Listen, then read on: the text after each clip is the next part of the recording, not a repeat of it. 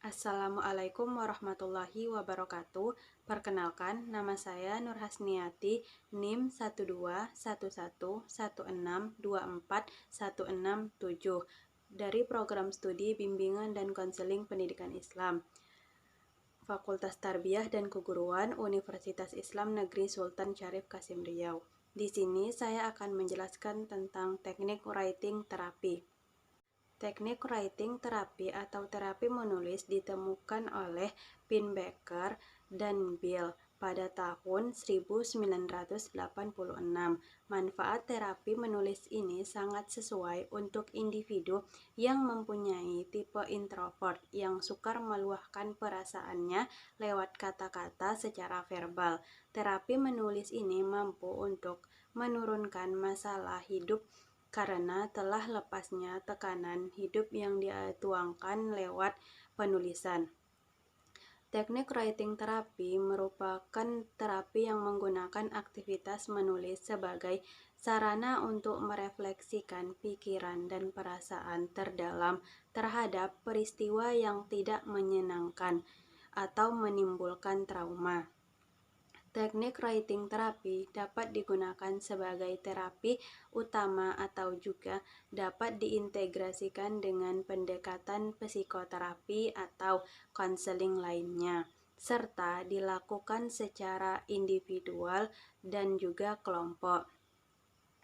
Selain itu, terapi menulis ini juga dapat menurunkan stres, meningkatkan sistem imun, menurunkan tekanan darah, mempengaruhi mood, merasa lebih bahagia, dan ampuh dalam mengurangi tanda depresi.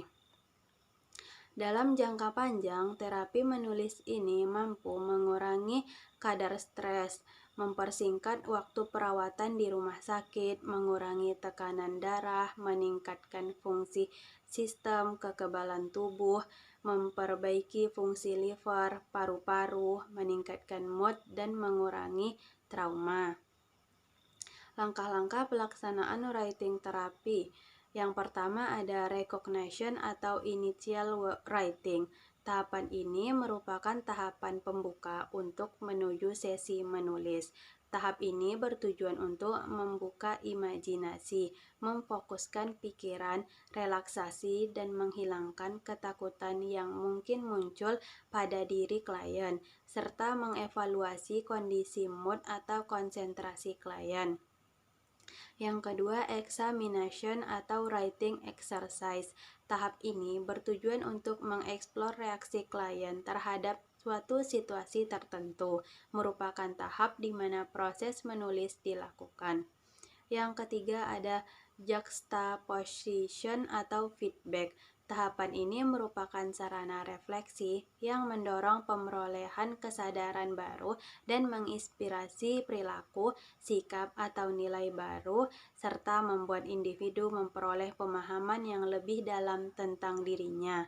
Tulisan yang sudah dibuat klien dapat dibaca, direfleksikan, atau dapat juga dikembangkan, disempurnakan, dan didiskusikan dengan orang lain atau kelompok yang dapat dipercaya oleh klien. Hal pokok yang digali pada tahap ini adalah bagaimana perasaan penulis saat menyelesaikan tugas menulis atau saat membaca. Yang keempat ada application to the self. Pada tahap terakhir ini, klien didorong untuk mengaplikasikan pengetahuan barunya ke dalam dunia nyata. Konselor membantu klien mengintegrasikan apa yang telah dipelajari selama sesi menulis dengan merefleksikan kembali apa saja yang mesti diubah atau diperbaiki dan mana yang perlu dipertahankan. Manfaat writing terapi. Yang pertama, menurunkan depresi. Terapi menulis dapat menurunkan depresi pada mahasiswa sebelum menghadapi ujian. Penurunan depresi tersebut dapat terjadi karena diantarai oleh menurunnya tingkat emosional negatif yang diakibatkan oleh pikiran-pikiran yang mengganggu. Yang kedua ada menurunkan kecemasan. Dalam terapi menulis, seseorang bisa mengeluarkan emosinya dengan lebih leluasa dan kegiatan menulis bisa menjadi pengalih perhatian dari rasa sakit. Mekanisme penyaluran emosi dan pengalih perhatian inilah yang menjadi dasar terapi menulis dalam menyeimbangkan kondisi psikologis seseorang, termasuk menurunkan kecemasan dan stres. Yang ketiga ada menurunkan hiperaktivitas dan impulsivitas pada anak dengan Attention Deficit Hyperactivity Disorder atau ADHD. Terapi menulis ini digunakan sebagai perlakuan kepada anak ADHD untuk menurunkan perilaku hiperaktivitas dan impulsivitas karena dalam terapi menulis dibutuhkan kemampuan mengintegrasikan alat indera antara mata, telinga, taktil, vestibulari, dan proprioseptif. Emosi dan dorongan anak dengan ADHD dapat disalurkan melalui kegiatan menulis. Karena dalam kegiatan menulis ada aturan, seseorang harus membuat tulisan tebal dan tulisan tipis, menuliskan huruf besar dan huruf kecil, serta garis lurus dan garis lengkung. Yang keempat, mengurangi stres. Terapi menulis dianggap mampu untuk mereduksi stres karena saat individu berhasil mengeluarkan emosi negatifnya ke dalam tulisan, individu tersebut akan dapat mulai untuk merubah sikap, meningkatkan kreativitas, mengaktifkan memori, memperbaiki kinerja dan kepuasan hidup. Yang kelima adalah self-healing. Terapi menulis bisa menjadi sebuah terapi karena akan membantu proses pengeluaran energi-energi negatif yang ada pada diri kita sendiri. Pelaksanaan writing terapi dalam kelompok bermanfaat untuk mengeksplorasi dan mengekspresikan diri klien. Di dalam kelompok, para anggota saling membantu untuk lebih memahami tulisan, mendiskusikan permasalahan dengan orang-orang yang memiliki masalah yang sama, sehingga kepercayaan diri dan self-esteem individu dapat meningkat. Kelebihan dan kekurangan teknik writing terapi. Kelebihan teknik writing terapi yang pertama ada terapi menulis ini sangat sesuai untuk individu yang mempunyai tipe introvert yang sukar meluapkan perasaannya lewat kata-kata secara verbal.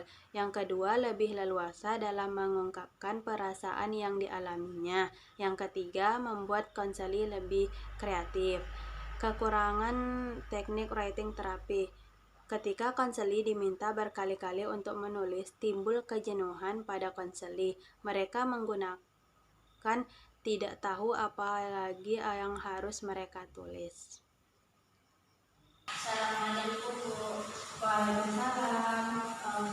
Perkenalkan nama saya Ibu. Oh iya Ibu. Apa kabar sih? Alhamdulillah baik Bu. Sehat? Alhamdulillah sehat. Ya, ada apa ya di sini sih? Ada yang bisa dibantu? Ini melakukan konseling. Oh ini konseling. Ya. Konseling mengenai permasalahan apa ya sih? Permasalahan pribadi. Kalau boleh tahu soal apa ya? Ini soal kan kita ada dulu kita ada itu tapi ini nunggu nggak bagaimana oh jadi sih bingung untuk mengungkapkannya seperti bagaimana caranya memulai dari mana juga bingung ya. Kalau gitu di sini Ibu akan memberikan teknik writing terapi di mana teknik writing terapi ini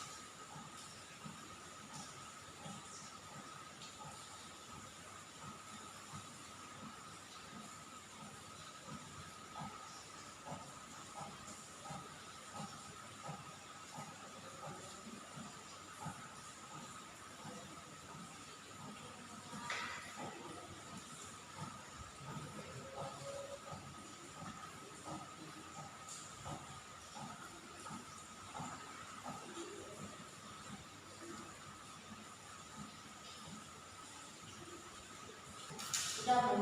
Oke, udah disebutkan kan di dalam kertas tersebut permasalahannya.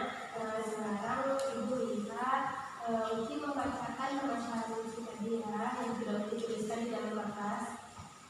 Ya Ibu. Ya.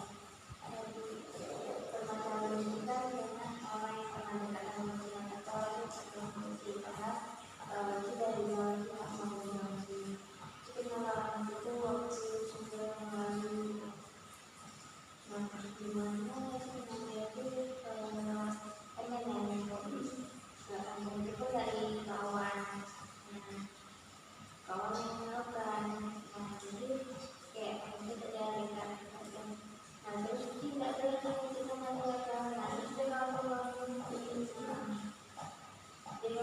itu terus jadi itu kayak menyebarkan berita orang-orang yang orang itu dia bukan dilakukan nah jadi itu dalam kalian ya udah kayak dari panjang lain ya jadi itu kan udah ada enak juga kalau itu udah gimana ya udah gimana pada sudah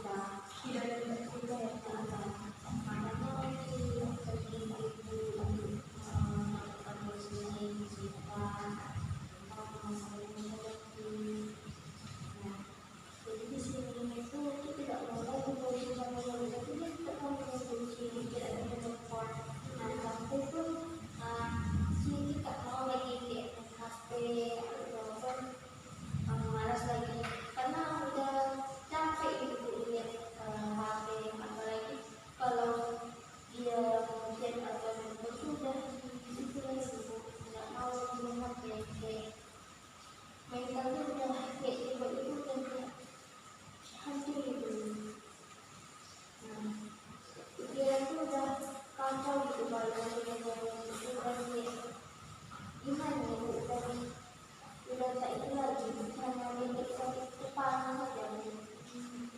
Nah, jadi kalau tidak mau lebih tapi tidak ada yang Jadi permasalahan Uci itu kan sama cewek ini pernah dekat dulunya, kenal sama temannya, tapi sekarang Uci udah nggak mau lagi dekat sama dia. Jadi kalau boleh tahu apa yang membuat Uci nggak mau lagi dekat sama dia, apakah dia pernah berkesalahan atau apa? ya dia asal Ya pacar. dia memang bukan asal dari tapi asal dari Omongannya agak kasar, jadi dia mau Uci tidak mau lagi dekat sama dia. berarti sekarang itu tidak ada tak ada buat apa-apa tiba-tiba dia marah-marah kayak orang apa ya kayak orang tertentu gitu Misalnya, dan tadi Uci bilang dia menyebarkan berita-berita hoax tentang Uci. Kalau boleh tahu itu berita seperti apa? berita apa ya kayak hal negatif dan Dia bikin berita tentang Uci lalu disebarkannya ke teman-teman. Dan kan sampai sekarang dia masih mengganggu Uci. Dia mengganggu itu pernah Uci misalkan kalau dia telepon pernah nggak Uci mengangkat telepon itu atau nggak ada? bisa karena gimana ya udah sakit sekali kepala Jadi Uci tidak menghiraukannya. Kalau tentang permasalahan ini apakah langsung Uci tahu? tidak Karena Uci sekali gitu mengangkat teleponnya dan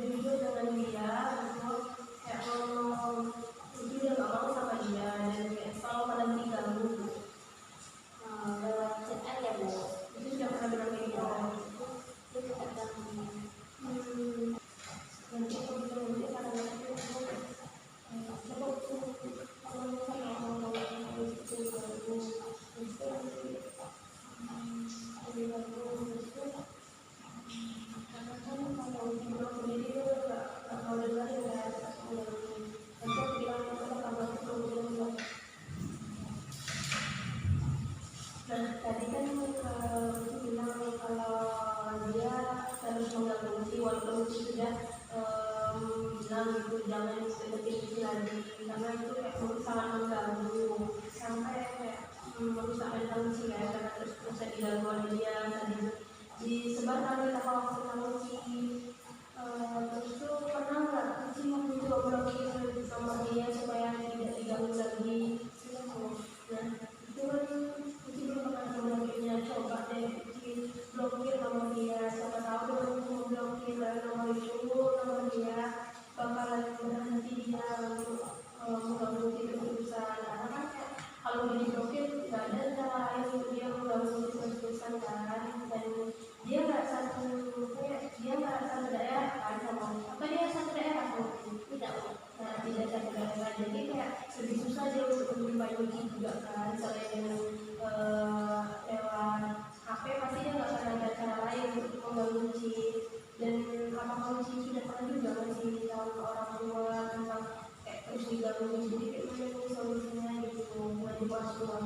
Nah kalau misalnya Uci nggak pernah ngasih tahu ke orang tua, coba aja Uci ngasih tahu ke orang tua Uci, karena kan Uci sudah punya mental Uci juga, karena kalau kayak mental kan udah parah kali, jadi kayak apa-apa yang Uci lakuin pasti Uci akan fokus kan.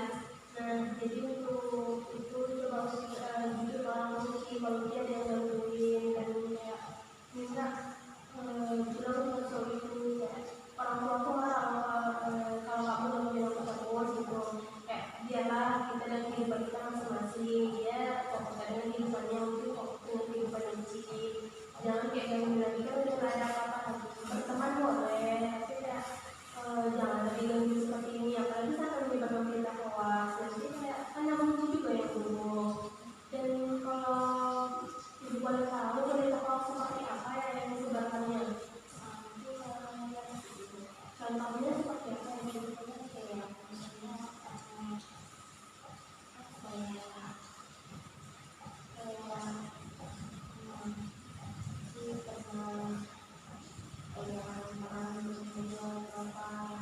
mungkin sebenarnya padahal nggak pernah gitu loh. Nah saat ini coba blokir dulu nomornya, tapi kalau misalnya dia kan kalau dia diblokir tuh kadang kan ada orang yang kayak beli nomor baru terus ngecek lagi kan ke. Nah di situ baru setelah kalian diblokir seperti itu lagi, terus ngomong ke orang tua Uci biar kayak dia tidak lagi nasihatin sama orang tua Uci, biar dia biasanya kan kalau sudah ngomong sama orang tua bakalan lebih takut kan. Nah jadi coba jujur ke orang tua Uci kalau digangguin sama dia supaya dia itu ngerti kan lebih Uci. Nah jadi intinya kalau ngomongin dulu dengan dia baik gitu, jangan ganggu, tapi kalau dia tidak pernah dengar lagi mengganggu Uci boleh blokir nomor dia. Tetapi kalau masih juga udah diblokir tapi dia menggunakan nomor baru, coba jujur ke orang tua Uci untuk ngomong kalau Uci itu digangguin sama dia, dan kayak Uci pasti udah nggak nyaman karena sampai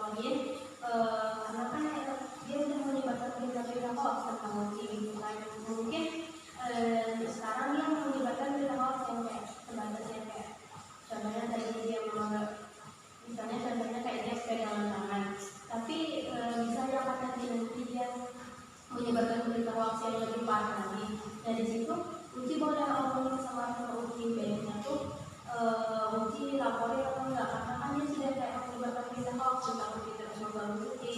Jadi bisa saja kayak menyebarkan mengganggu Uci dan juga kayak mengganggu Uci kan. Nah di situ Uci ngomong dulu sih sama orang tua, baru kalau mau dilaporin gimana baiknya kata orang tua Uci. Itu